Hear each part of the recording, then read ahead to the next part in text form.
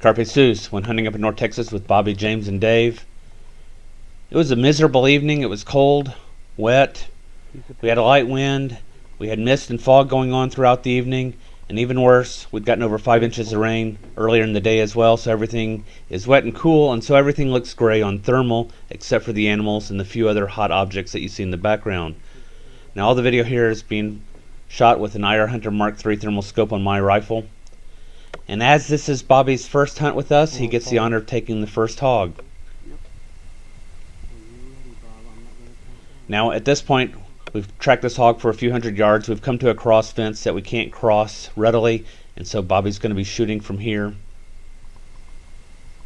He's getting lined up and steady on it. His shot hits, and the hog takes off.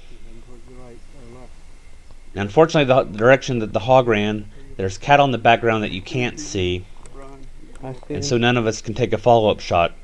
I'm on the left-hand side of the group, and I'm tracking on this hog, waiting for it to come through a cross fence out into the field where we are, where there are no cattle. Where'd it go? Where'd it go? But the hog disappears on us. Despite searching, we never found it. It wasn't too long before Dave spied this hog in another field. We took off after it, and it took off on us, and we couldn't catch it. However, turning the other direction, Dave spied these other hogs, and so now we've changed our course, and we're making our stalk to get closer to these hogs. I'm trying to keep an eye on them as we're walking in.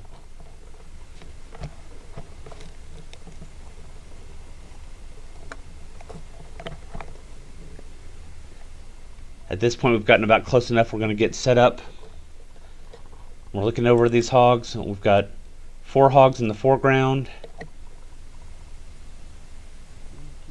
and what looks to be a big hog in the background, and that turns out to be a cow. So this is not a safe direction to fire. We shift about 10 yards to the left, get set up again so the cow is no longer in the background. I'm going to be shooting the hog on the far right here.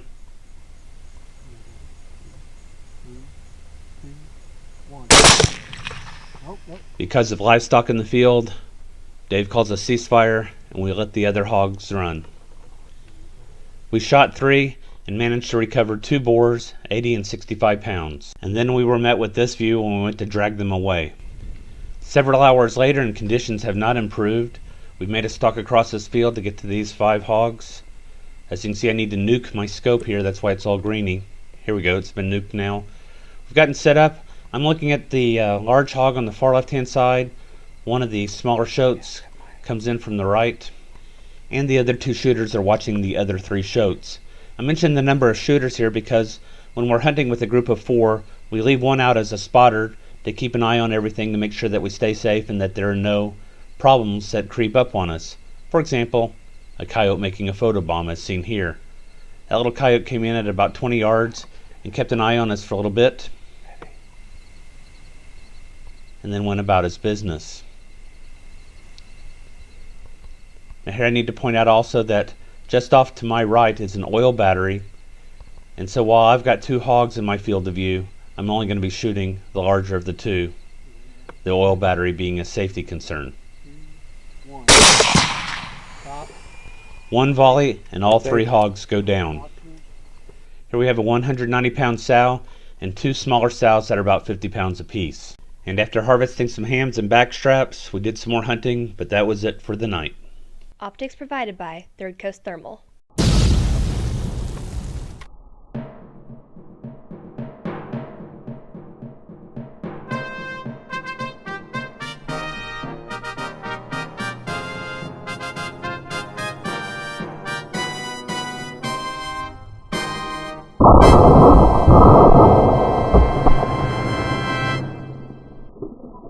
Carpe Sus, my friends.